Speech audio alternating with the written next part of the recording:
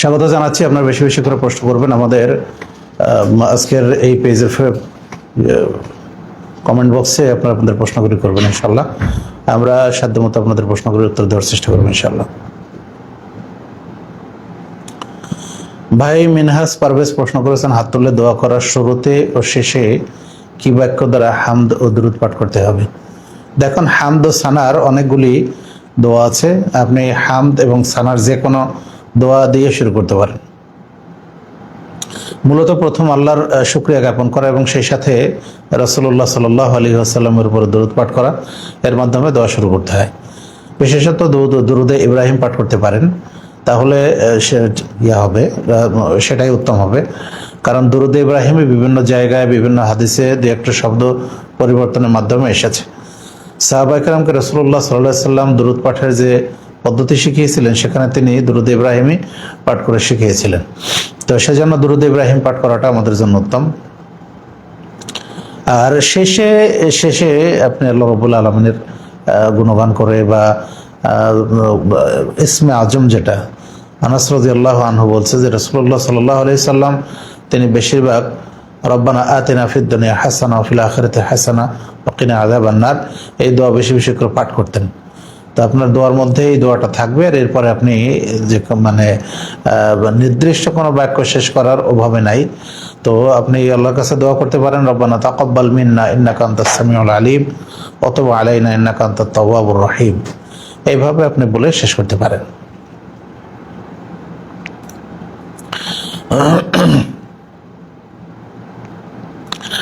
আর একবার প্রশ্ন করেছেন, জিকির করার ফজিলত কি? যে কোনো সময় পাঠ করা যায় এমন কতিপয় জিকির যদি বলতেন। দেখুন, জিকিরের ফজিলত হচ্ছে অনেক। রাসূলুল্লাহ সাল্লাল্লাহু আলাইহি ওয়াসাল্লাম তিনি একটা হাদিসে আবু দারদা রাদিয়াল্লাহু আনহু থেকে বর্ণিত, তিনি বলেন রাসূলুল্লাহ সাল্লাল্লাহু আলাইহি ওয়াসাল্লামকে আমি বলতে শুনেছি, তিনি বলেছেন যে আমি কি তোমাদেরকে এমন কোনো আমলের কথা বলে দেব না যা তোমাদের প্রভুর নিকট অত্যধিক প্রিয়, এবং তোমাদের আমলের জন্য সেটা তোমাদের আল্লাহর রাস্তায় জিহাদ করার ক্ষেত্রে তোমাদের নিজেরা নিহত হওয়া এবং অন্যদেরকে নিহত করা তার চেয়ে উত্তম, এবং তোমাদেরকে আল্লাহর রাস্তায় দান করা আল্লাহর রাস্তায় তোমাদের দান করার চেয়ে উত্তম। তখন সাহাবায়ে কেরাম বললেন, হে আল্লাহর রাসূল বলুন। তখন তিনি বললেন, সেটা হলো আল্লাহর জিকির করা। মুআজ বিন জাবাল রাদিয়াল্লাহু আনহু বলছেন যে জিকিরের চেয়ে মুক্তিদানকারী অন্য কোনো আমল নেই। জিকিরের চেয়ে অধিক মুক্তিদানকারী অন্য কোনো আমল নেই। তাহলে জিকিরের মাধ্যমে আল্লাহ রাব্বুল আলামিনের কাছে মুক্তি পাওয়া যায়। এমনকি সুনানে তিরমিজির একটা হাদিস এসেছে 2683, এই হাদিসে রাসূলুল্লাহ সাল্লাল্লাহু আলাইহি ওয়াসাল্লাম দীর্ঘ কয়েকটি বিষয় আলোচনা করলেন, যেখানে তিনি বলছেন যে আল্লাহ রাব্বুল আলামিন ইয়াহইয়া বিন জাকারিয়া আলাইহিস সালামকে 5টি বিষয় নির্দেশ দিয়েছিলেন। সেগুলি নিজে আমল করার এবং তার উম্মতকে এগুলি জানানোর জন্য তিনি বলেছিলেন। তন্মধ্যে তিনি বললেন যে তোমরা আল্লাহর জিকির করবে। কারণ জিকিরের উদাহরণ হলো এমন, যেমন কোনো ব্যক্তিকে দস্যুরা ধাওয়া করে তাকে তার দুহাত পিছনে ফিরে তাকে বেঁধে ফেলেছে এবং তাকে হত্যার জন্য প্রস্তুত করেছে। এ সময় বলল যে দস্যুরা তার পিছনে ধাওয়া করেছে এবং সে দৌড়তে দৌড়তে একটা দুর্গে গিয়ে আশ্রয় গ্রহণ করলো। রাসূলুল্লাহ সাল্লাল্লাহু আলাইহি সাল্লাম বললেন যে ইয়াহইয়া বিন জাকারিয়া আলাইহিস সালাম তিনি বললেন যে জিকিরের উদাহরণ হচ্ছে এমন যে যার মাধ্যমে সে জাহান্নাম থেকে মুক্তি পেতে পারে।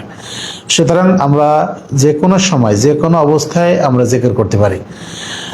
আবু হুরায়রা রাদিয়াল্লাহু আনহু থেকে বর্ণিত, তিনি বলেন রাসূলুল্লাহ সাল্লাল্লাহু আলাইহি ওয়াসাল্লাম বলছেন, দুটি বাক্য যেটা রহমানের নিকটে প্রিয় অর্থাৎ আল্লাহর নিকটে প্রিয়, মিজানের পাল্লায় অত্যধিক ভারী এবং মানুষের জিহ্বায় উচ্চারণ করা অত্যন্ত হালকা, সেটা হলো সুবহানাল্লাহি ওয়া বিহামদিহি সুবহানাল্লাহিল আযীম। আমরা এই জিকিরগুলি সকাল সন্ধ্যায় পাঠ করতে পারি। এছাড়াও সুবহানাল্লাহি ওয়া আলহামদুলিল্লাহি ওয়া লা ইলাহা ইল্লাল্লাহু আল্লাহু আকবার, লা ইলাহা ইল্লাল্লাহু ওয়াহদাহু লা শারীকা লাহু লাহুল মুলকু ওয়া লাহুল হামদু ওয়া হুয়া আলা কুল্লি শাইইন কাদির। এইভাবে বিভিন্ন জিকিরগুলি আমরা পাঠ করতে পারি। সুবহানাল্লাহ, আলহামদুলিল্লাহ, এইভাবে আমরা বিভিন্ন জিকির করতে পারি। শুধু পেশাব পায়খানারত অবস্থায় ছাড়া যে কোনো অবস্থায় এই জিকিরগুলি আপনি পাঠ করতে পারেন। যখন সুযোগ পাওয়া যাবে তখনই আপনি এগুলি পাঠ করতে পারবেন ইনশাআল্লাহ।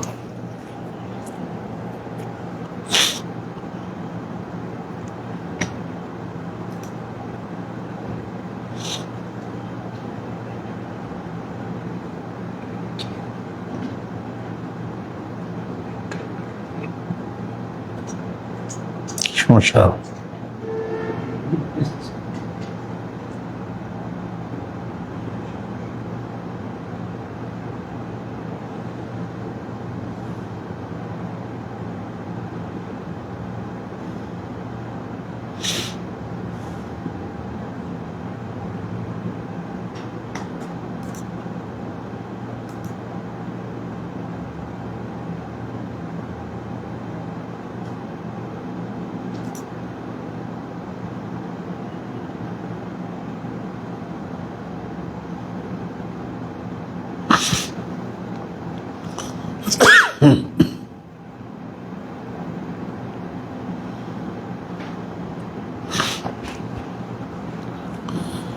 ভাই প্রশ্ন করেছেন যে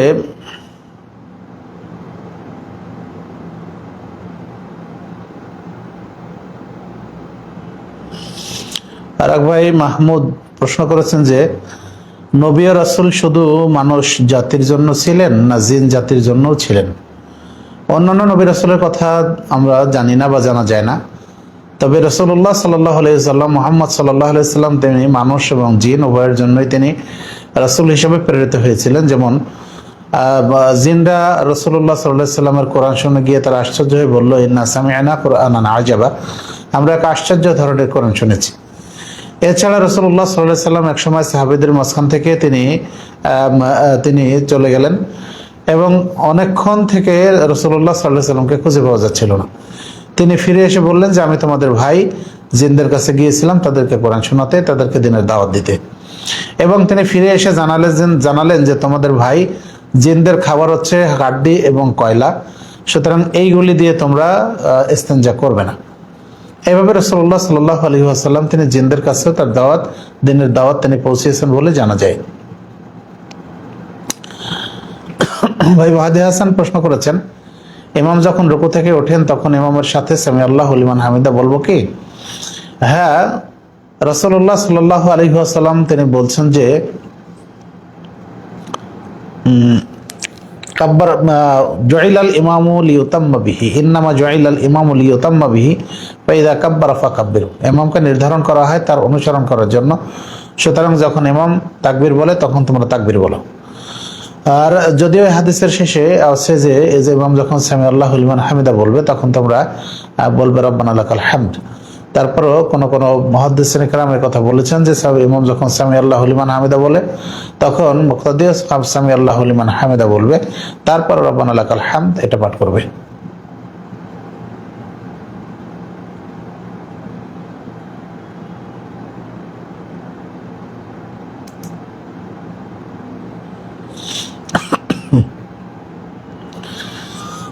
ভাই মাহমুদ প্রশ্ন করেছেন যে বান্দা কর্মের স্রষ্টা, বান্দার কর্মের স্রষ্টা আল্লাহ, আর এখানে বান্দা বলতে আর বান্দা তার বাস্তবায়নকারী, এখানে বান্দা বলতে কি শুধু মানুষকে বোঝানো হয়েছে নাকি মানুষ ও জিন উভয়কেই বোঝানো হয়েছে? দেখুন, বান্দা বলতে মানুষ এবং জিন উভয়কেই বোঝানো হয়েছে, কারণ আল্লাহ রাব্বুল আলামিন বলছেন আমা খালাকতুল জিন্না ওয়াল ইনসা ইল্লা লিয়াবুদুন, আমি মানুষ এবং জিন জাতিকে কেবল আমার ইবাদতের জন্যই সৃষ্টি করেছি।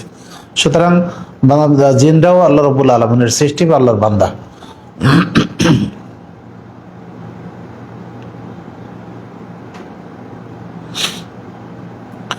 ভাই আবু বকর তিনি আমাদেরকে দেখছেন, ডাক্তার আবু বকর আমাদেরকে দেখছেন জাফরহাট থেকে, জাযাকাল্লাহু খাইরান।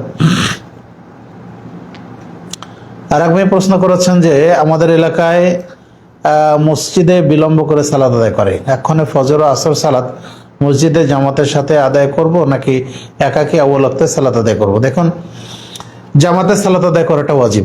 এখন দেরি করে সালাত আদায় করলেও আপনি আউয়াল ওয়াক্তে সালাত আদায় করে নেবেন ফজর এবং আসর, পরবর্তীতে সুযোগ পেলে জামাতে শরীক হবেন, কারণ জামাতে সালাত আদায় করাটা ওয়াজিব।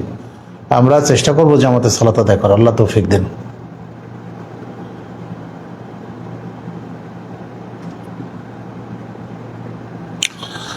আর এক ভাই প্রশ্ন করেছেন যে কাফেরদের নাবালেগ সন্তানরা কি শরীয়তের দৃষ্টিতে কাফের হিসেবে গণ্য? দেখুন, রাসূলুল্লাহ সাল্লাল্লাহু আলাইহি ওয়াসাল্লাম বলছেন, কুল্লু মাউলুদিন ইউলাদু আলাল ফিতরা ফাআবাওয়াহু ইউহাব্বিদানিহি আও ইউনাসসিরানিহি আও ইউমাজ্জিসানিহি।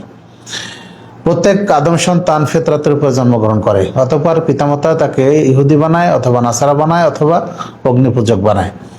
তো নাবালেগ সন্তান, কাফেরদের নাবালেগ সন্তান সে বড় হলে কাফেরই হতো, কুফরি করতো, এটাই স্বাভাবিকভাবে ধরে নেওয়া যায়।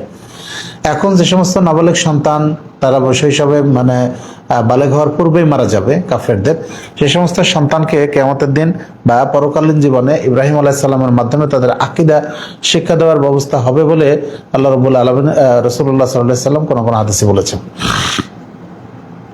আবার অন্য হাদিসে আছে যে কাফেরদের নাবালেগ সন্তান যারা মৃত্যুবরণ করেছে তারা দামিসুল জান্নাতের প্রজাপতি হবে বলে এভাবে বলা হয়েছে। সুতরাং আল্লাহ রাব্বুল আলামিনের উপর আমরা তাদের বিষয়টা ছেড়ে দেব, আল্লাহ তাদের ফয়সালা করবেন ইনশাআল্লাহ। আর এক ভাই প্রশ্ন করেছেন, জুমার দিন সুগন্ধি ও তেল মাখার কথা হাদিসে বলা হয়েছে, এখন গোসলের পূর্বে তেল মাখতে হবে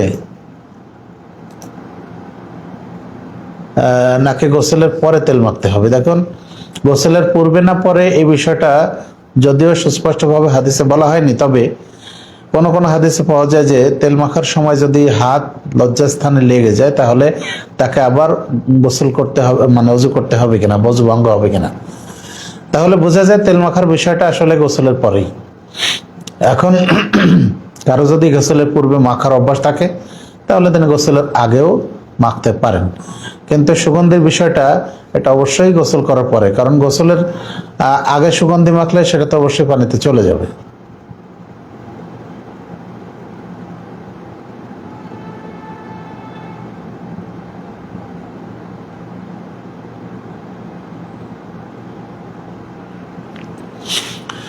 আর এক ভাই প্রশ্ন করেছেন, পরনের লুঙ্গি পাজামা এগুলি যেন খুলে না যায়, এই জন্য কোমরে যে কোনো ধরনের সুতা ব্যবহার করা যাবে কি? দেখুন, পাজামার জন্য তো সুতা প্রয়োজন নেই, কারণ পাজামার জন্য এর সাথে পাজামার সাথেই কোনো বাঁধার জন্য ব্যবস্থা থাকে অথবা রাবার থাকে, যেগুলির মাধ্যমে কোমরে আটকে থাকে।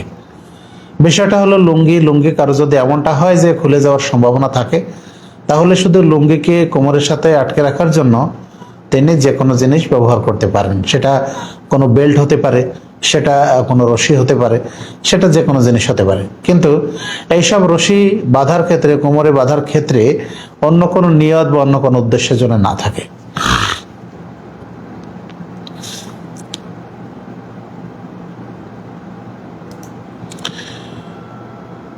আর এক ভাই প্রশ্ন করেছেন যে মোবাইল ফোন আসক্তি থেকে মুক্ত থাকার উপায় যদি বলতেন।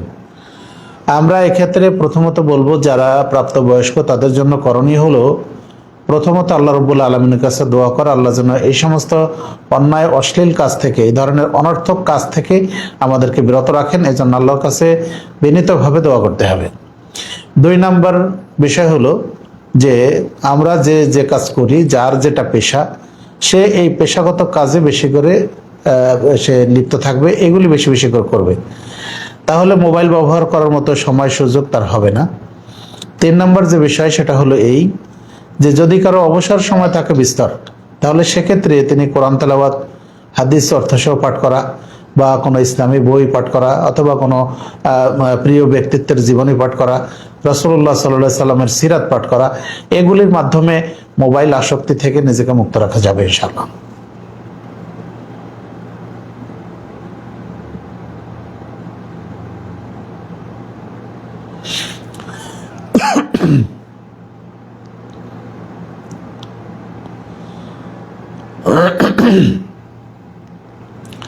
এক ভাই প্রশ্ন করেছেন যে আল্লাহ আমাদের যে সকল বিধিবিধান দিয়েছেন এগুলোকে সৃষ্টি না আল্লাহর কালাম যা সৃষ্ট নয়? কোরআন যেটা আল্লাহ রাব্বুল আলামিন আমাদের নিকটে নাজিল করেছেন সেটা আল্লাহর কালাম, এটা সৃষ্ট নয়। আর এখানেই মূল বিধানগুলি বর্ণিত হয়েছে।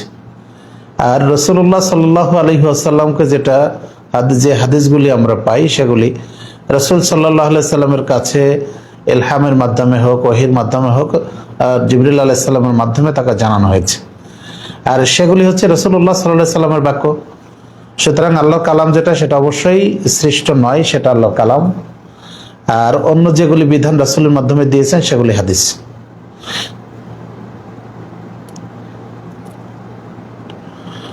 আর এক ভাই প্রশ্ন করেছেন যে ইমামের পেছনে সূরা ফাতিহা পাঠ করার নিয়ম কি? দেখুন, এইসব ক্ষেত্রে সালাতের যে বিষয়গুলি, এগুলি আপনারা সালাতুর রাসূল থেকে দেখে নিতে পারেন। ইমামের পেছনে সূরা ফাতিহা পাঠ করার জন্য দুটি পদ্ধতি আছে। একটা হলো, ইমাম যখন পাঠ করে থামবেন তখন আপনি পাঠ করবেন। যেমন আলহামদুলিল্লাহ রাব্বিল আলামিন বলে ইমাম থামবেন, তারপর আপনি ওই ফাঁকে বলবেন আলহামদুলিল্লাহ রাব্বিল আলামিন। আর যদি ইমাম এভাবে সাক্তা না করেন, কোনো সুযোগ না দেন, তাহলে সেক্ষেত্রে ইমাম যখন পাঠ করে আলহামদুলিল্লাহ রাব্বিল আলামিন, তখন আপনি ইমামের সাথে সাথে পাঠ করেন আলহামদুলিল্লাহ রাব্বিল আলামিন। এভাবে পাঠ করা যাবে ইনশাআল্লাহ।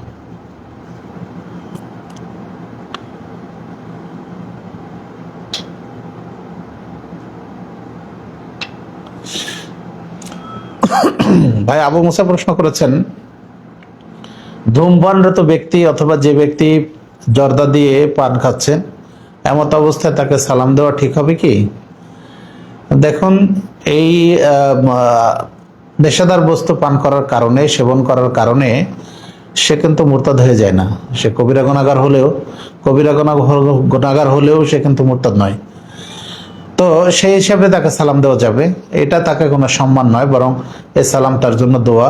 সে চাইলে এগুলি থেকে, আল্লাহ যদি তাকে কবুল করেন, তাহলে এইসব বিষয়গুলি থেকে সে কিন্তু মুক্ত হতে পারে, অর্থাৎ এগুলি সে বাদ দিয়ে দিতে পারে। এই জন্য তাকে সালাম দেওয়া যাবে, কারণ সে এইসব কবিরা গুনার কারণে সে কিন্তু মুরতাদ হয়ে যায় না। সুতরাং সে যদি সালাত আদায় করে বা তার ঈমান থাকে, তাহলে তাকে সালাম দেওয়া যাবে। হেলাল হক প্রশ্ন করেছেন, আমি এক হিন্দু ভাইয়ের সাথে মিষ্টির ব্যবসা করছিলাম। সেই ঈদে মিষ্টি দিব বলেছিল, কিন্তু দেয় নাই। সে বেশি লাভে বিক্রি করেছে। এখন আমার প্রশ্ন, তার সাথে কিছু আমার কাছে টাকা পাবে,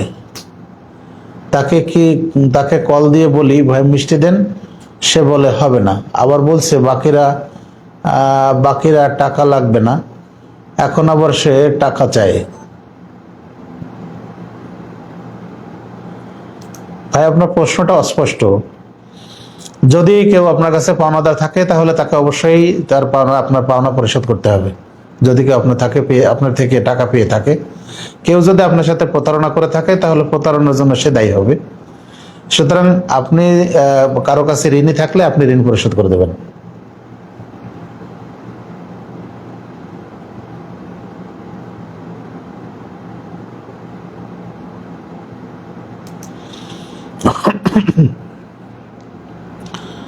একবার প্রশ্ন করেছেন যে সবকিছু আল্লাহর ইচ্ছাতেই হয়।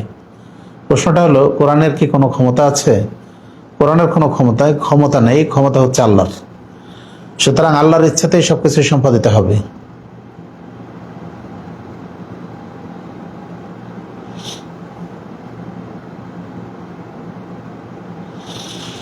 ভাই প্রশ্ন করেছেন, কোন আলেমের ফতোয়া দেওয়ার যোগ্যতা অর্জন করতে কি কি বিষয়ে জ্ঞান অর্জন করা কর্তব্য? মূলত ফতোয়া দেওয়ার জন্য কোরআন হাদিস বিষয়ে যথেষ্ট জ্ঞান থাকাটা কর্তব্য। আবার কোনো কোনো ক্ষেত্রে দেখা যায় কোনো মানুষ ফতোয়া বোর্ডে থাকার কারণে বিভিন্ন ফতোয়া বিষয়ে তার যথেষ্ট জ্ঞান অর্জন হয়ে যায়। তো এইসব বিষয়গুলি, শরীয়তের বিষয়গুলি, বিভিন্ন বিষয় যদি তার জ্ঞান থাকে, তাহলে সে বিষয়ে সে উত্তর দিতে পারে।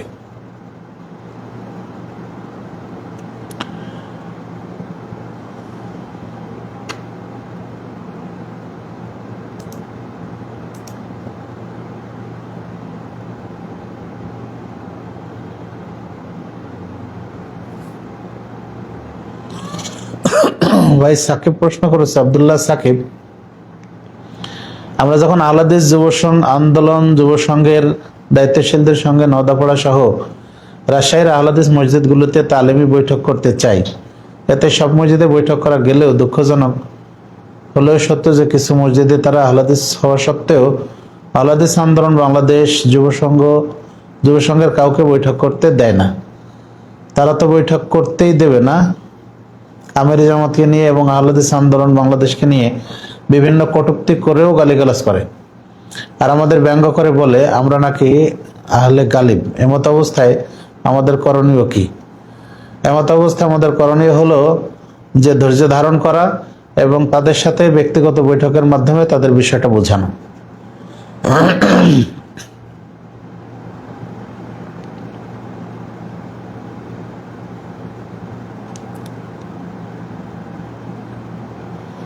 মোস্তাফিজুর রহমান প্রশ্ন করেছেন যে রাতের জিকিরগুলো কি কি? রাতের জিকির বলতে যদি আপনি শয়নকারের জিকির বলেন তাহলে প্রথমত শোয়ার সময় দোয়া পড়বেন বিসমিকা আল্লাহুম্মা আমুতু ওয়া আহইয়া, এরপর আয়াতুল কুরসি, সূরা নাস, ফালাক, ইখলাস 3 বার করে পাঠ করে 2 হাত একসাথে করে ফুঁক দিয়ে সারা শরীর মাসে করা যতদূর 2 হাত যায়। এরপর আয়াতুল সূরা বাকারার শেষ 2 আয়াত, এরপরে সুবহানাল্লাহ, আলহামদুলিল্লাহ, ওয়া লা ইলাহা ইল্লাল্লাহু আল্লাহু আকবার। সুবহানাল্লাহ 33 বার, আলহামদুলিল্লাহ 33 বার, আল্লাহু আকবার 33 বার, আর শেষে কালিমায়ে তাওহীদ অথবা আল্লাহু আকবার 34 বার পাঠ করা যায়। এর সাথে সূরা মুলক এবং সূরা সাজদা তেলাওয়াত করা যায়। এরপরেও যদি আপনার ঘুম না আসে তাহলে আরো হাদিসে বর্ণিত বা কোরআনে বর্ণিত বিভিন্ন জিকির আপনি পাঠ করতে পারেন।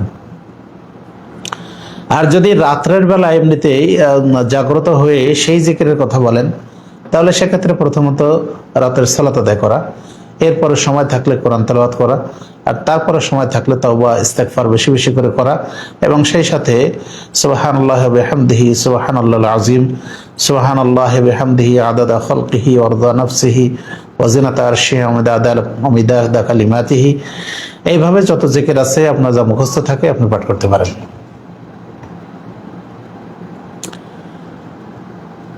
আমজাদ হোসেন প্রশ্ন করেছেন একজনকে টাকা ভাঙতি করতে দিয়েছিল, যে ভাঙতি করার জন্য নিয়েছিল সেই লোকটি টাকাটা হারিয়ে ফেলে।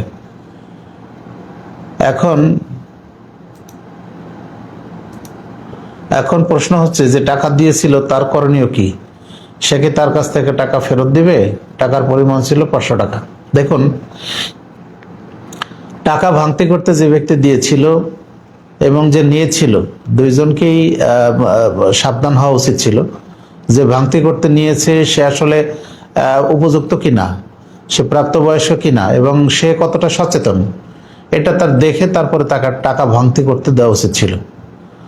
আর যে ব্যক্তি নিয়েছিলেন সে যদি এটা অনিচ্ছাকৃত তার কাছ থেকে হারিয়ে যায় বা তার হারিয়ে যায় তাহলে তার কোনো দোষ নেই। যদি অবহেলার কারণে টাকা তার কাছে হারিয়ে যায় তাহলে যে ব্যক্তি টাকা ভাঙতি করতে দিয়েছিল তাকে টাকাটা ফেরত দিতে হবে।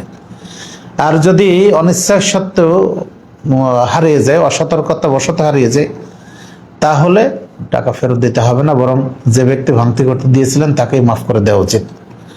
সবসময় খেয়াল রাখতে হবে যে আমরা যে কাজই করব না কেন আমরা দায়িত্ব সচেতনভাবে নিব আর সেটা সচেতনতার সাথে পালন করার চেষ্টা করব ইনশাআল্লাহ। আল্লাহ তৌফিক দেন।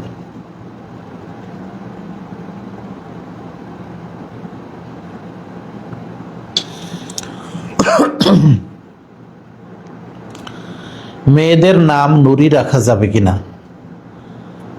নূর অর্থ জ্যোতি বা আলো, তাহলে নুরি যদি হয় তাহলে অর্থ হবে আমার নূর বা আমার জ্যোতি, আমার আলো। সেই অর্থে যদি কেউ নাম রাখতে পারেন, কিন্তু এই নূরের যদি ভিন্ন কোনো অর্থ কেউ করার চেষ্টা করেন তাহলে এগুলি থেকে দূরে থাকাটা কর্তব্য হবে।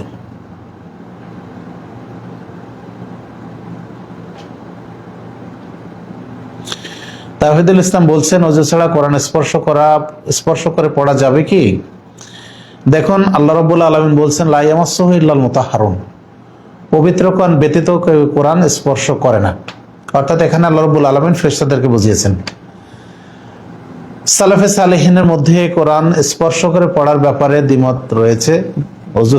অজু ছাড়া স্পর্শ করে পড়া পক্ষে এবং বিপক্ষে মত রয়েছে। কেউ কেউ বলছেন অজু ছাড়া কোরআন তেলাওয়াত করাতে কোনো সমস্যা নেই, আবার কেউ বলেছেন যে না, অজু করে কোরআন তেলাওয়াত করাটাই উত্তম। আমাদের নিকটে আমরা যেটা বলবো সেটা হলো এই কোরআন আল্লাহ রাব্বুল আলামিনের বাণী, আমাদের নিকট অত্যন্ত সম্মানিত গ্রন্থ। এই গ্রন্থ তেলাওয়াতের অন্যতম আদব হচ্ছে অজু সহ তেলাওয়াত করা। সুতরাং আমরা সাধ্যমতো কোরআনের মাসহাফ যখন আমরা তেলাওয়াত করব, মাসহাফ যখন মানে সামনে নিয়ে পড়বো, তখন অবশ্যই ওযু রাখার চেষ্টা করবো ইনশাআল্লাহ। যদি আমরা স্ক্রিনে পড়ি, কোরআনের যদি কম্পিউটারের স্ক্রিনে পড়ি, মোবাইলের স্ক্রিনে পড়ি, তাহলে সেক্ষেত্রে ওযুটা শর্ত নয়। অথবা এমন কোনো বই থেকে আমরা পড়ি যে বইতে অন্য অন্য ভাষা মিশ্রিত আছে, যেমন তাফসির, বাংলা হোক বা ইংরেজি হোক বা উর্দু হোক বা অন্য কোনো ভাষা হোক, তাহলে সেক্ষেত্রে স্পর্শ করে পড়াতে কোনো সমস্যা নেই।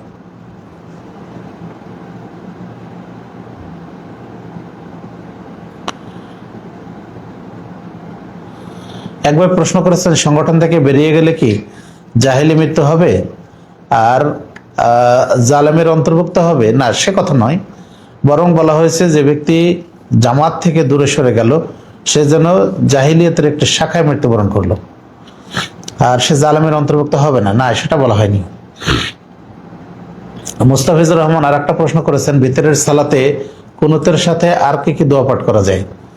বেতেরের সালাতে দোয়া কুনুতের পরে আর অন্য কোনো দোয়া পাঠ না করাটাই উত্তম। তবে বর্তমানে কোনো কোনো মুহাদ্দিস, কোনো কোনো মুহাক্কিক তারা বলতে চাচ্ছেন যে বেতেরের সালাতের দোয়া কুনুতের পরে সাধ্যমতো অন্যান্য দোয়া পাঠ করা যায়, যেভাবে কুনুতের নাজেলাতে পাঠ করা যায়। তবে বেতেরের কুনুতে শুধু বেতেরের কুনুত পাঠ করাটাই উত্তম হবে, কারণ রাসূলুল্লাহ সাল্লাল্লাহু আলাইহি সাল্লাম বেতেরের কুনুতে অন্য কোনো দোয়া পাঠ করেছেন বলে এরকম কোনো দলিল পাওয়া যায় না। তবে কুনুতে নাজেলাতে রাসূল সাল্লাল্লাহু আলাইহি সাল্লাম দীর্ঘ দোয়া করেছেন। রেজাউল আহমদ প্রশ্ন করেছেন, 4 রাকাত সালাত বিশিষ্ট সালাতের দ্বিতীয় রাকাতে শুধু কি তাশাহুদ পাঠ করব নাকি সাথে দরুদ ইব্রাহিম পাঠ করব?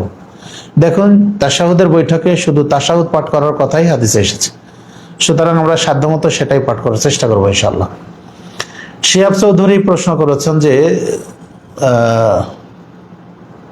ফরজ সালাতের পরে ইমাম মুক্তাদি সবাই হাত তুলে একসাথে সম্মিলিত মোনাজাত করা বেদাত, এটা তো স্পষ্ট, কিন্তু প্রশ্ন হচ্ছে একাকী করা যাবে কি? রাসূল সাল্লাল্লাহু আলাইহি সাল্লাম কি একাকী ফরজ সালাতের পরে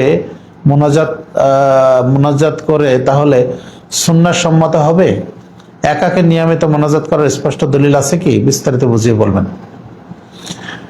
দেখুন, রাসূলুল্লাহ সাল্লাল্লাহু আলাইহি ওয়াসাল্লাম ফরজ সালাতের পরে সম্মিলিত বা একাকী দোয়া করেছেন এমন কোনো দলিল পাওয়া যায় না। আর ফরজ সালাতের পরে নিয়মিত হাত তুলে দোয়া করার কোনো দলিল নেই।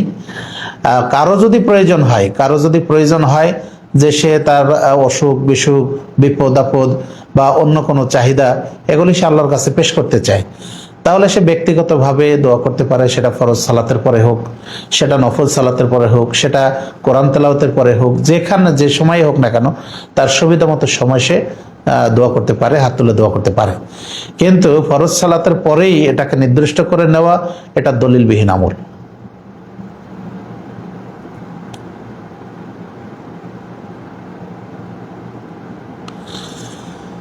ভাই কামরুজ্জামান প্রশ্ন করেছেন যে জন্মদিনে কি সিয়াম রাখতে হয়? ছোট শিশুর পক্ষ থেকে অনেক বাবা মা সিয়াম রাখে, এটার ভিত্তি আছে কি? দেখুন, শিশুদের পক্ষ থেকে বাবা মা সিয়াম পালন করবেন এমন কোনো দলিল নেই। তবে ছোট বাচ্চাদের পক্ষ থেকে যদি তাদের বয়স 7-এর কম হয়, তাহলে সপ্তম দিনে, অর্থাৎ 7 দিনের কম হয়, তাহলে সপ্তম দিনে আকিকা করবে, তার মাথার চুল মুন্ডন করবে এবং সেই পরিমাণ রূপা সাদাকা করে দেবে। আর বাচ্চাদের উত্তম সুন্দর নাম রাখবে এবং তাদের আকীদা আমল যাতে ভালো হয় সেজন্য আল্লাহর কাছে দোয়া করবে, বেশি বেশি করে দোয়া করবে। যখন তারা বড় হবে তখন তাদেরকে আস্তে আস্তে করে আকীদার বিষয়গুলি শিখাবে। আল্লাহ আসমানে থাকেন, রাসূলুল্লাহ সাল্লাল্লাহু আলাইহি সাল্লাম মাটির তৈরি, জান্নাত জাহান্নাম আখিরাত, এইসব বিষয়গুলি তাকে আস্তে আস্তে করে যতটুকু তার ধারণ ক্ষমতা আছে এটা তাকে শিখাবে। কিন্তু ছোট বাচ্চার পক্ষ থেকে সিয়াম পালন করতে হবে এরকম কোনো দলিল নেই। সেলিম রেজা প্রশ্ন করেছেন, মৃত্যু দাদা দাদির জন্য কেমন করে দোয়া করব?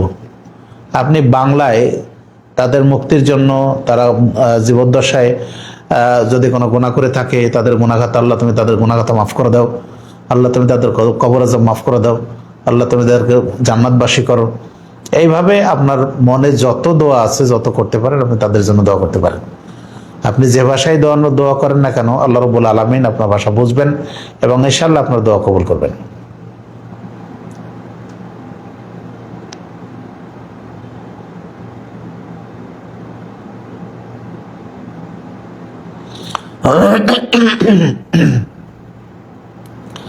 এক ভাই প্রশ্ন করেছেন, প্রেম করা কি হালাল?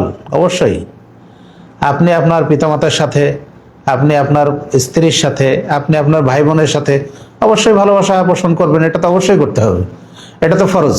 কিন্তু কোনো পরনারীর সাথে তার সাথে ভালোবাসার নাম করে ফষ্টি নষ্টি করে, এগুলি হারাম, এগুলি করা যাবে না, এগুলি থেকে বিরত থাকবেন।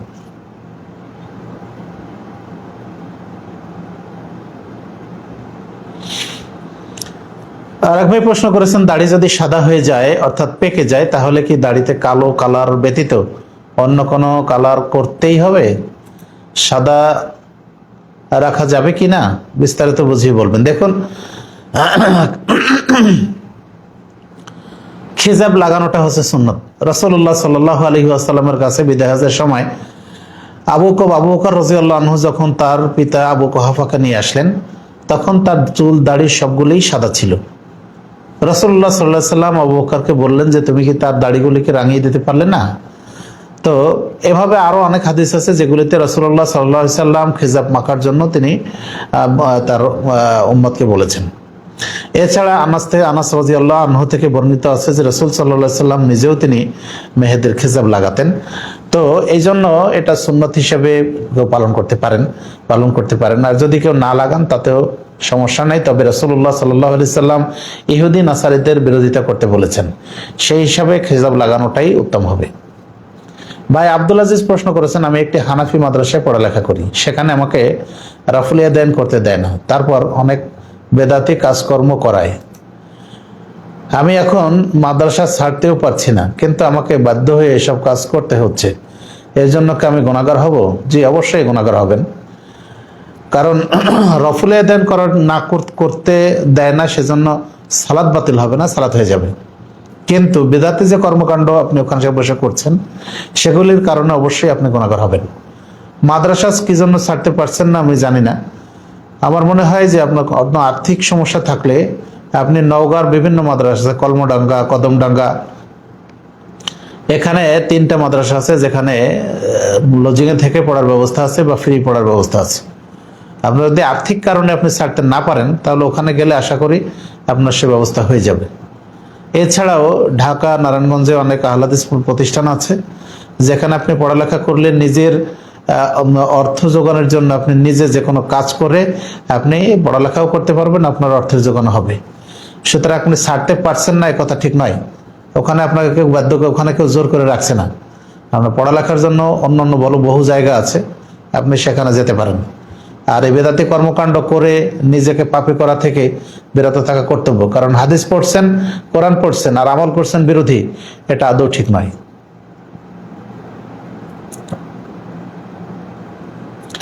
সাইফুল্লাহ শামসুর রহমান প্রশ্ন করেছেন যে, আমার বাসার পিছনে কবর রয়েছে, কবরস্থান, সেখানে অনেক সময় থুতু ফেলতে হয় বাধ্য হয়ে, অথবা কাগজের টুকরা বা অন্য কিছু ফেলতে হয়, পরে অবশ্যই আমি ওটা পুড়িয়ে দেই, তারপরেও সেখানে কি কিছু ফেলানো যাবে? বিশেষত থুতু বাথরুমে, বেসিনে, এইসব জায়গায় ফেলানোটা ভালো। বাড়ির জানালা দিয়ে বা কবরস্থানের দিকে এগুলি ফেলানো থেকে বিরত থাকা কর্তব্য। আর কাগজের টুকরা বা অন্য কোনো জিনিস, এগুলি অভ্যাস তৈরি করার জন্য আপনি বাড়িতে ছোট্ট ছোট্ট করে ডাস্টবিন রাখতে পারেন, যেগুলি ঢাকনাওয়ালা অনেক ডাস্টবিন পাওয়া যায় এখন প্লাস্টিকের, দাম খুব বেশি নয়, আপনি 70-80 টাকার মধ্যে ছোট ছোট ডাস্টবিনগুলি পেয়ে যাবেন। এগুলি রুমের ভিতরে রাখলে ছোট বাচ্চারা যেমন অভ্যস্ত হবে, ঠিক তেমনিভাবে আপনি নিজেও বাহিরে ফেলানো থেকে মুক্ত থাকতে পারবেন। পরে আপনি যতই পুড়িয়ে দেন, কবরকে সম্মান করা আমাদের প্রত্যেকের কর্তব্য। সুতরাং সেক্ষেত্রে কোনো অবাঞ্ছনীয় বস্তু, থুতু বা এই জাতীয় কফ, কাশি, এসবগুলি ওখানে ফেলানো থেকে বিরত থাকাটা আমাদের জন্য কর্তব্য।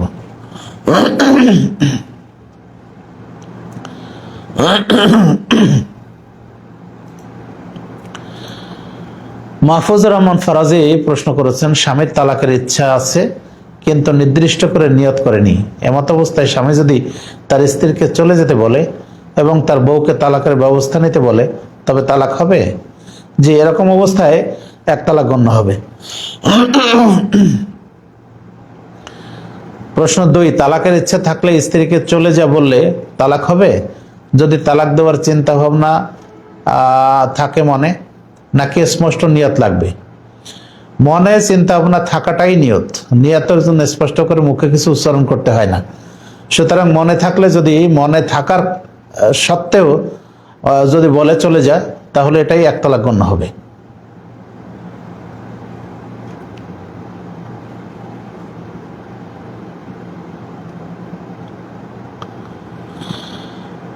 ভাই শরীফুল ইসলাম রনি প্রশ্ন করেছেন যে বন্যায় পুকুরে পানি ভরে পরে ভেসে আসা মাছ ধরে খাওয়া জায়েজ হবে কি? যদি নির্দিষ্টভাবে জানা যায় যে অমুকের পুকুর থেকেই মাছগুলি চলে এসেছে, তাহলে সেক্ষেত্রে সাধ্যমতো তাকে পারলে ফেরত দেওয়া উচিত, অথবা তার কাছ থেকে অনুমতি নেওয়া উচিত যে ভাই তোমার পুকুরের মাছ হয়তো আমাদের পুকুরে এসে থাকবে, সেক্ষেত্রে তোমার কোনো দাবি দেওয়া আছে কিনা আমরা যদি ধরে খাই, এটা অনুমতি নেওয়া ভালো। আর যদি এমন হয় যে পানিতে পুরা এলাকায় একাকার হয়ে গেছে, অতঃপর কার পুকুরের মাছ কোথায় চলে গেছে সেগুলি জানা যায় না, তো সেক্ষেত্রে নিজের পুকুর থেকে মাছ ধরে খেলে সেটা অন্যায় হবে না।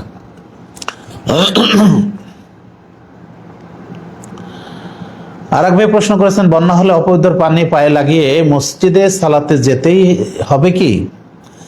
দেখুন, মসজিদে সালাত আদায় করা, জামাতে সালাত আদায় করাটা ওয়াজিব। এখন যদি এমন ব্যবস্থা থাকে যে মসজিদে যাওয়ার পরে মসজিদ থেকে পা ধুয়ে, অপবিত্র পানি থেকে পা ধুয়ে তারপরে সালাত আদায় করা যায়, তাহলে সেক্ষেত্রে সালাত আদায় করা, মসজিদে গিয়ে সালাত আদায় করাটাই কর্তব্য। বিষয়টা যদি এমন হয় যে পানি এতই বিষাক্ত বা দূষিত যে পানিতে অসুস্থ হয়ে যাওয়ার সম্ভাবনা আছে, তাহলে সেক্ষেত্রে বাড়িতে সালাত আদায় করা যাবে। অথবা পানির পরিমাণ যদি এমনই হয় যে যেগুলি মাড়িয়ে মসজিদে যাওয়া সম্ভব নয়, তাহলে সেক্ষেত্রেও বাড়িতে সালাত আদায় করা যাবে।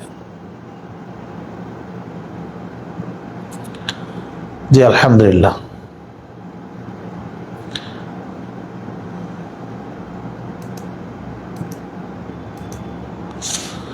জনৈক আলেম বলেন, সংগঠনের আমিরের নিকটে বায়াত করা যাবে যদি দেশে মুসলিম সরকার থাকে। মুসলিম সরকার না থাকলে সাংগঠনিক বায়াত করা বিদআত। এই বক্তব্য কি সঠিক? বক্তব্যটা উল্টা হয়ে গেছে। বক্তব্য হলো, যদি মুসলিম সরকার থাকে তাহলে বায়াত হবে মুসলিম সরকারের নিকটে, আর যদি মুসলিম সরকার না থাকে তাহলে সংগঠনের যিনি প্রধান, যদি হকপন্থী সংগঠন হয়, তাহলে সংগঠনের প্রধানের নিকটে সারাই বায়াত গ্রহণ করা যাবে।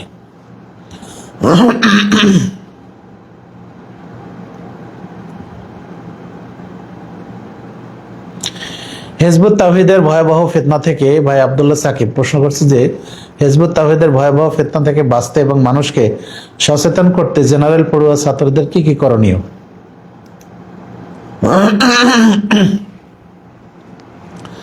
জেনারেল শিক্ষিত যে সমস্ত ভাইয়েরা আছে তাদের জন্য করণীয় হলো হকপন্থী কোনো প্রতিষ্ঠানের বইপত্র পড়াশোনা করা এবং তাদের কাছ থেকে শরীয়তের বিষয়গুলি ফয়সালা নেওয়া। পারলে হকপন্থী কোনো আলেমের শরণাপন্ন হওয়া এবং কোনো সমস্যা তৈরি হলে অথবা যদি কোনো বিষয় জানার প্রয়োজন হয় তাহলে তার কাছ থেকে জেনে নেওয়া। এ ধরনের হিজবুত তাওহীদ শুধু নয়, বিভিন্ন ধরনের সংগঠন আমাদের দেশে কাজ করছে যাদের আকীদা আমল একেবারেই কোরআন হাদিস বিরোধী। সুতরাং সেক্ষেত্রে আমাদের সাধ্যমতো জেনে বুঝে তারপরে আমল করা কর্তব্য এবং যে কোনো ভাবে আমাদের সচেতন থাকাটা আমাদের কর্তব্য। আমরা চেষ্টা করবো ইনশাআল্লাহ। একজন ভাই প্রশ্ন করেছেন যে আজান ও একামতে মুহাম্মদ সাল্লাল্লাহু আলাইহি সাল্লামের নাম আসলে সাল্লাল্লাহু আলাইহি ওয়াসাল্লাম বলা যাবে কি? যে যখন যে ওয়াক্ত আসে তখন সে বাংলায় বলে কোরআন হাদিস থেকে জানতে চাই না। এক্ষেত্রে রাসূলুল্লাহ সাল্লাল্লাহু আলাইহি সাল্লাম বলছেন যে যখন মুয়াজ্জিন আজান দেয় তখন তোমরা তাই বলো যা মুয়াজ্জিন বলে। সুতরাং মুয়াজ্জিন যা বলবে তাই বলতে হবে। শুধু হাইয়া আলাস সালাহ, হাইয়া আলাল ফালাহ এটা বলার সময় লা হাওলা ওয়ালা কুওয়াতা ইল্লা বিল্লাহ বলতে হবে, যেটা হযরত সহিহ হাদিসে এসেছে। এছাড়া রাসূলুল্লাহ সাল্লাল্লাহু আলাইহি সাল্লামের নাম উচ্চারণের সময় সাল্লাল্লাহু আলাইহি ওয়াসাল্লাম আজানের জবাব দেওয়ার ক্ষেত্রে বলার প্রয়োজন নেই।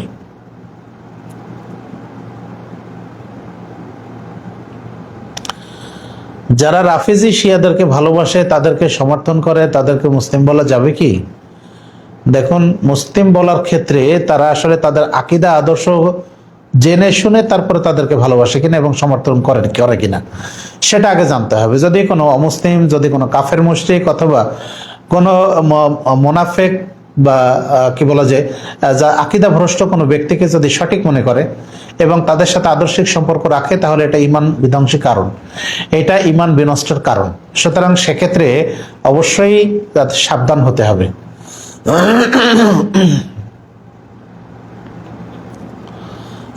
সুফিদের আকীদা সম্পর্কে জানতে চাই। সুফিদের অনেক ভ্রান্ত আকীদা রয়েছে, যেগুলি অনেক, আমরা বিশেষত বলবো যে কোরআন হাদিস বিরোধী তারা অনেক আকীদা পোষণ করে। তারা অনেক সময় মারেফত বলে যে মারেফতের মাধ্যমে আল্লাহ রাব্বুল আলামিনের সাথে ফানাফিল্লাহ হয়ে যাওয়া যায়। এ ধরনের ভ্রান্ত অনেক আকীদা তাদের আছে। সুতরাং এই সব সুফিদের থেকে আমাদেরকে বিরত থাকা কর্তব্য। ভাই আব্দুল আহাদ আমাদেরকে দেখছেন কুয়েত থেকে, জাযাকুল্লাহু খাইরান।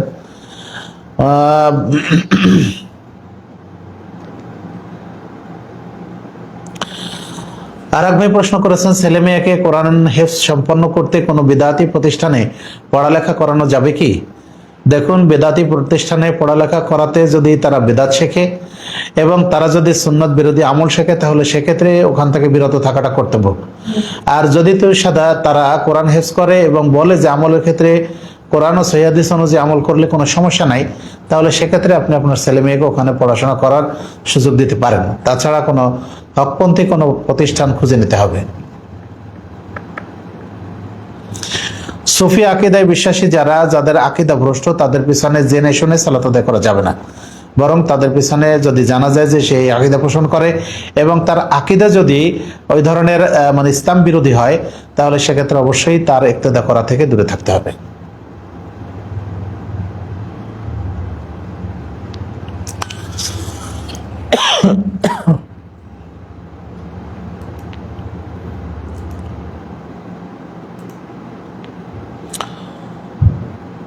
ভাই মুআজ্জম হোসেন প্রশ্ন করেছেন যে অফিসের প্রয়োজনে মাসের 20 থেকে 25 দিন ভ্রমণে থাকি, একদিন 2 দিন বাসায় থাকার পর আবার ভ্রমণ করি,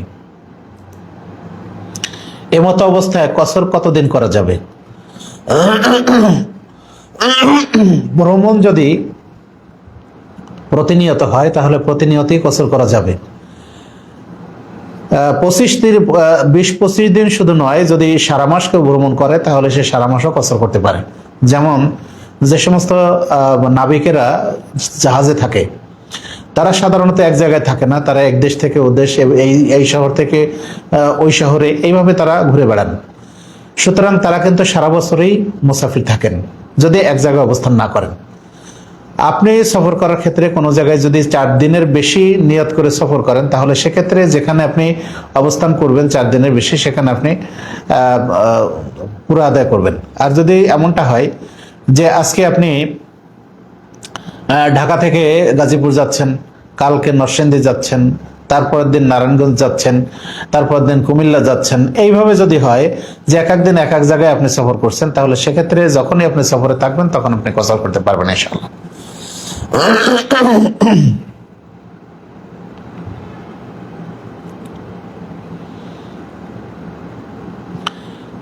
তালাক 2 ভাবে হয়। এক ভাই প্রশ্ন করেছেন, তালাকের ইচ্ছা থাকা অবস্থায় বউকে 3 বছরে অনেকবার চলে যেতে বললে কি সংসার করার নিয়ম কি?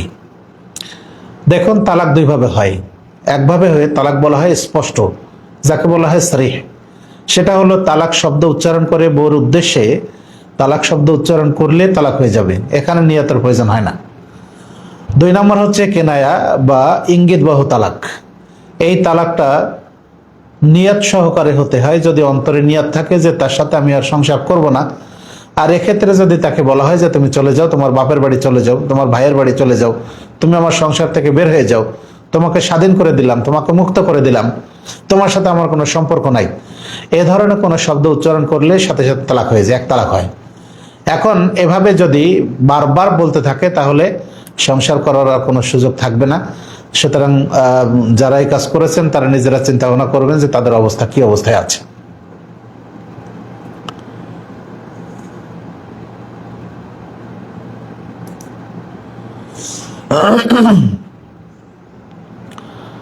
ভাই প্রশ্ন করেছেন যে মানুষ এতটাই উত্তেজিত হয়ে গেছে যে ফুটবলের মতো জুয়ার আসরে তাই আমি ফাইনাল খেলার একটু আগে মহান আল্লাহকে বলেছি, আল্লাহ আর্জেন্টিনা যদি হেরে যায় আমি সিন্নি খাওয়াবো। এমন মান্যত করা আমার ঠিক হয়েছে কিনা, ভুল হয়েছে, করণীয় কি? এইসব ক্ষেত্রে মান্যত না করাই ভালো। যেহেতু এটা কোনো শরীয় অনুষ্ঠান নয়, এটা কোনো এর কোনো মানে দুনিয়াবি এবং পরকালীন কোনো উপকার নাই, বরং এটা একটা অনর্থক কাজ। যারা খেলছে তাদের বিষয় আলাদা, বরং আমাদের মুসলমানদেরকে দিন ধর্ম থেকে, আকীদা আমল থেকে, আল্লাহর জিকির থেকে ফিরিয়ে রাখার জন্য আজকে সারা বিশ্বের অমুসলিম গোষ্ঠী কাজ করছে। আর আমাদের মুসলমানরা তাদের খপ্পরে পড়ে গিয়ে নিজেদের সময়, শ্রম এগুলি নষ্ট করছে, এমনকি নিজেদের মূল্যবান জীবন এগুলিও বিলিয়ে দিচ্ছে, আত্মহত্যা করছে। সুতরাং এই ধরনের কোনো কাজে আপনি হয়তো চাচ্ছেন যে যদি আর্জেন্টিনা হেরে যায় তাহলে মানুষের এই উত্তেজনা কিছুটা কমে যাবে, সেটা নয়। বরং আমরা বলবো যে আল্লাহ রাব্বুল আলামিন যেন মানুষকে হেদায়েত করেন, তাদেরকে যেন ভুল থেকে ফিরিয়ে আনেন এবং তাদেরকে তাদের সময়, শ্রম এগুলি যেন কল্যাণকর কাজে নিয়োজিত করার তৌফিক দান করেন। আমরা এইভাবে দোয়া করব। আর এইসব ক্ষেত্রে এই ধরনের মান্যত করাটা ঠিক নয়। জাহাঙ্গীর হোসেন প্রশ্ন করেছেন, টিভির জন্য ছোট ছেলেমেয়েরা অনেক বিরক্ত করে, অন্যদের বাড়িতে গিয়ে টিভিতে বসে থাকে, এমত অবস্থায় টিভি ক্রয় করা কি জায়েজ হবে? দেখুন ভাই, আগে তাদেরকে তাদেরকে বোঝাতে হবে যে অন্যের বাড়িতে যাওয়াটা এটা ঠিক নয়। 2 নম্বর বিষয় হলো, টিভিতে যে সমস্ত জিনিস দেখানো হয় এগুলি অধিকাংশই অশ্লীল দেখানো হয়। এখন এই অশ্লীল জিনিস তারা দেখে তাদের ছোট্ট জীবনে, তাদের ছোট্ট মনে এইসব বিষয়ে দাগ কেটে পড়বে। সুতরাং তাদেরকে উপদেশের মাধ্যমে এবং তাদেরকে খেলাধুলায় ব্যস্ত রাখার মাধ্যমে টিভি আসক্তি থেকে তাদেরকে ফিরিয়ে রাখতে হবে। তারা যেসব খেলা পছন্দ করে, প্রয়োজনে নিজেকেও কিছু সময় দেওয়া, নিজে আপনার স্ত্রীকে বলবেন তাদেরকে নিয়ে কিছু সময় দেওয়া বা তাদেরকে কোথাও ঘুরতে নিয়ে যাওয়া, এইভাবে করে তাদের টিভি আসক্তি থেকে মূলত আপনাকে দূর করার চেষ্টা করাটা কর্তব্য। যদি সেটা হয় তাহলে আপনার টিভি ক্রয় করার দরকার হবে না। যদি তাতে সম্ভব না হয় তাহলে আপনি টিভি ক্রয় করে সেটাকে এমনভাবে নিয়ন্ত্রণ করবেন যেন কোনো অন্যায়, অশ্লীল জিনিস দেখতে না পায়, বরং সেখান থেকে শিক্ষণীয় বিষয়গুলি, সেখান থেকে দিন ধর্মের যে শিক্ষাগুলি হয় সেগুলি যেন তারা জানতে, বুঝতে পারে এবং আস্তে আস্তে তাদেরকে আসক্তি থেকে দূরে রাখাটাই আমাদের জন্য করণীয় হবে। আরেক ভাই প্রশ্ন করেছেন, কাকের পায়খানা কাপড়ে বা শরীরে লাগলে অজু ভেঙে যাবে কি? কোনো অপবিত্র জিনিস শরীরে লাগার কারণে অজু ভেঙে যায় না, বরং শরীর বা কাপড় অপবিত্র হবে, সেই জায়গাটা ধুয়ে ফেললেই আবার ওই কাপড় পরে সালাত আদায় করা যাবে ইনশাআল্লাহ। অথবা শরীরে লাগলে শরীর ধুয়ে ফেলতে হবে।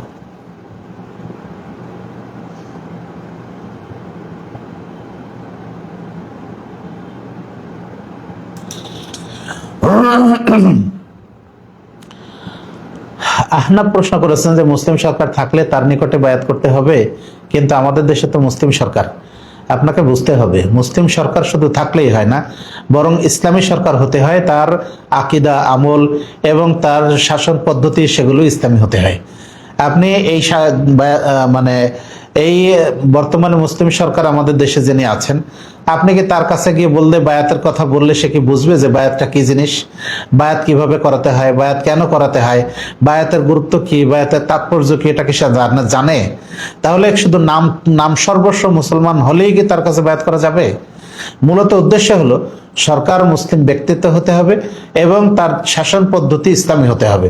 যেমন ধরেন সৌদি আরবে আছে, কুয়েতে আছে, কাতারে আছে, এই ধরনের দেশে যারা মুসলিম সরকার এবং সেই সাথে তারা সাধ্যমতো ইসলামী বিধান অনুযায়ী দেশ পরিচালনা করার চেষ্টা করেন, তাদের ক্ষেত্রে তাদের বিষয়টা এখানে বোঝানো হয়েছে। সাজিদ হাসান সজল বলেছেন, একজন পুরুষ মুসল্লি তার 4-5 বছরের ছোট মেয়েকে তার সাথে পুরুষদের কাতারে দাঁড়িয়ে দেয়, এটাকে ঠিক হচ্ছে? দেখুন, যদি এতে মুসল্লিদের একাগ্রতা বিনষ্ট হয় তাহলে এগুলি থেকে বিরত থাকাটা কর্তব্য। আর ছোট বাচ্চা হিসেবে রাসূলুল্লাহ সাল্লাল্লাহু আলাইহি ওয়াসাল্লাম তিনি উমাইয়া বিনতে উম্মে সালামা রাদিয়াল্লাহু আনহাকে কাঁধে নিয়ে, তাকে কোলে নিয়ে কিন্তু সালাত আদায় করতেন। সুতরাং এক্ষেত্রে যদি মুসল্লিদের কোনো সমস্যা না হয় তাহলে এটা করাতে অসুবিধা নাই। আর যদি মুসল্লিরা বিরক্ত হয় বা তাদের একাগ্রতা বিনষ্ট হয় তাহলে এটা থেকে বিরত থাকা কর্তব্য। ভাই আনিসুর রহমান প্রশ্ন করেছেন যে, আমি জামাতে উপস্থিত হয়ে দেখি ইমাম সাহেবের সূরা কেরাত শেষের পথে, তাকবীরে তাহরিমা বাঁধার সঙ্গে সঙ্গে ইমাম সাহেব রুকুতে গেছে। এমত অবস্থায় আমি শুধু সূরা ফাতিহা পড়বো না সানা পড়তে রুকুতে আর সানা পড়ে রুকুতে যাব? অনুগ্রহ করে জানিয়ে বাড়তে করবেন। দেখুন, সানার অপর নাম হলো দোয়া ইস্তেফতাহ, অর্থাৎ শুরু করার দোয়া। আপনি যদি ইমামকে এই শুরুতেই পেয়ে যান তাহলে সেক্ষেত্রে আপনি সানা পাঠ করবেন। আর যদি শুরুতে না পান তাহলে সূরা ফাতিহা পাঠ করার সুযোগ পেলে সূরা ফাতিহা পাঠ করে আপনি ইমামের সাথে রুকুতে শামিল হবেন। আর যদি দেখেন যে ফাতিহা পাঠ করার সুযোগ নাই, সে সময়ও নাই, তাহলে আপনি রুকুতে শামিল হবেন, পরবর্তীতে 1 রাকাত যোগ করে নেবেন ইনশাআল্লাহ।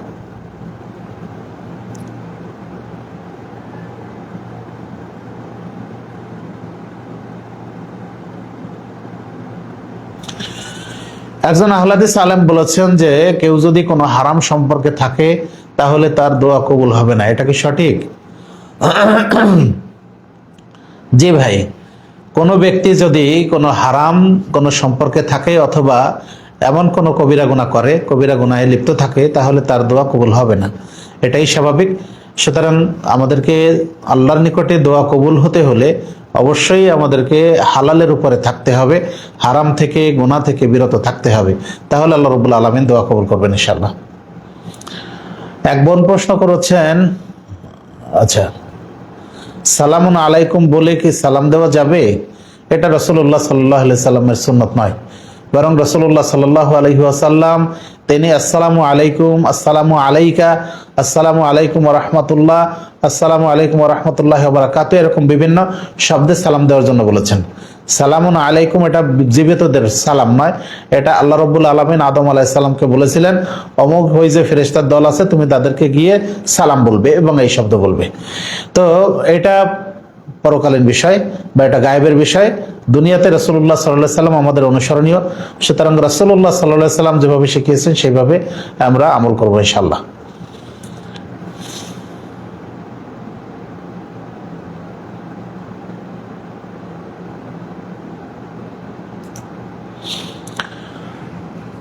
ভাই সাকিব সালাফি প্রশ্ন করেছেন যে আমরা হাদিস জানি কোনো ব্যক্তি নেশা জাতীয় দ্রব্য পান করলে তার 40 দিন সালাত কবুল হবে না। প্রশ্ন হলো এই নেশা জাতীয় দ্রব্য কি ধরনের? সাধারণ নেশা যেমন বিড়ি, সিগারেট, গুল, জর্দা এগুলো খেলে কি 40 দিন সালাত কবুল হবে না, নাকি বড় জাতীয় নেশা দ্রব্য? একটু বিস্তারিত বলবেন। দেখুন, নেশা দ্রব্যের কথা বলা হয়েছে। রাসূলুল্লাহ সাল্লাল্লাহু আলাইহি সাল্লাম বলছেন মান শারিবাল খামরা লাম ইয়াকবাল সালাতুন 40 সাবাহান 40 লাইলাতান, যে ব্যক্তি নেশাদ্রব্য পান করবে অর্থাৎ মাদক সেবন করবে আল্লাহ রাব্বুল আলামিন তার 40 দিনের সালাত কবুল করবেন না। তাহলে 40 দিন এখন এই নেশা জাতীয় দ্রব্য আমরা মাদক যেটা আমরা সেটা ছোট হোক আর বড় হোক, সেটা কম হোক আর বেশি হোক, রাসূল সাল্লাল্লাহু আলাইহি সাল্লাম বলছেন মাসকারা কাসিরুহু ফাকালিলুহু হারামুন, যার বেশি খেলে মাদকতা আসে তার অল্প খাওয়াটাও হারাম। এখন এইসব ক্ষেত্রে নেশা জাতীয় বা মাদক যেসব জিনিস সেসবগুলি থেকে মুসলমানের বিরত থাকা কর্তব্য। আমরা চেষ্টা করব যে এগুলি আমরা পরিহার করতে পারি। ইউনুস আলী প্রশ্ন করেছেন আমি একজন হিন্দুর কাছ থেকে 20-25 বছর আগে কিছু টাকা ঋণ নিয়েছিলাম, এখন তার আর কোনো খোঁজ পাওয়া যাচ্ছে না,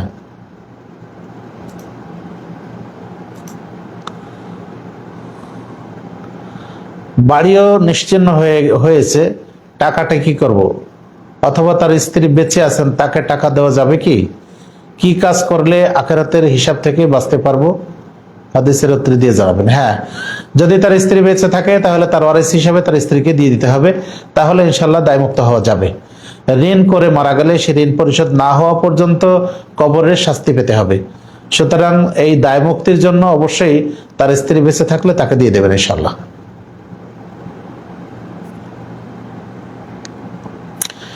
বেলাল হোসেন প্রশ্ন করেছেন মেয়েদের নাম সাথী রাখা যাবে কি? ভাই, সুন্দর অর্থবোধক আরবি নাম রাখাটা উত্তম। এখন এই সাথী, বিথি, বিউটি, সুইটি এইসব নাম রাখা, এগুলো তো হিন্দু না মুসলমান না খ্রিস্টান না বৌদ্ধ কিছুই বোঝা যাবে না। সুতরাং এ ধরনের নাম রাখার অর্থটা কি? আসলে আমরা নাম রাখবো আমাদের পরিচিতির জন্য, সুতরাং মুসলমানদের পরিচয় বহনকারী সুন্দর আরবি অর্থবোধক নাম আমরা রাখার চেষ্টা করব। আপনি সাহাবীদের, মহিলা সাহাবীদের নাম, নবী রাসূলদের যারা স্ত্রী ছিলেন তাদের নাম, এরকম সুন্দর নাম রাখেন। তাহলে এগুলি পরকালীন জীবনে এই নাম ধরেই তো আল্লাহ রব্বুল আলামিন আপনাকে আমাকে ডাকবেন। সুতরাং আমরা চেষ্টা করবো ইনশাআল্লাহ। আল্লাহ তৌফিক দিন, আল্লাহুম্মা আমিন। আর এক ভাই প্রশ্ন করেছেন, সন্তানদের বাংলা, ইংরেজি, আরবি ভাষা বলতে ও শিখতে এবং দিনের বড় আলেম তৈরি করতে কোন প্রতিষ্ঠান ভালো হবে? যদি আপনার জানা থাকে তাহলে অবশ্যই বলবেন, উপকৃত হব। আপনার বাড়ি কোথায় সেটা আমি জানি না, সুতরাং আশপাশে যদি রাজশাহীতে হয় তাহলে রাজশাহীতে অনেক ভালো ভালো প্রতিষ্ঠান আছে, যেমন আল মারকাজুল ইসলামী সালাফি নওদাপাড়া, এখানে দিতে পারেন। যদি আপনার বাড়িতে দিনাজপুরে হয় তা দিনাজপুরে অনেক ভালো ভালো প্রতিষ্ঠান আছে, সেখানে আপনি খোঁজ করে দিতে পারেন। যদি নওগাঁয় হয় তাহলে নওগাঁতে অনেকগুলি প্রতিষ্ঠান আছে। যদি ঢাকা বা ঢাকার আশপাশে হয় তাহলে ঢাকাতে অনেকগুলি প্রতিষ্ঠান আছে, আপনি সেখানে যোগাযোগ করতে পারেন। সুতরাং আপনি যে এলাকার সেই এলাকাতে আপনি যোগাযোগ করবেন ইনশাআল্লাহ। আমরা আজকের সময় একেবারে শেষ হয়ে গেছে, বরং অতিরিক্ত হয়ে গেছে। আমরা আর কোনো নতুন প্রশ্ন নিব না। আমরা এখনই আমাদের এই প্রশ্ন এই অনুষ্ঠান এখানেই শেষ করছি। আগামী সপ্তাহ পর্যন্ত আল্লাহ আপনাদের সবাইকে সুস্থ রাখুন, ভালো রাখুন, এই দোয়া করছি।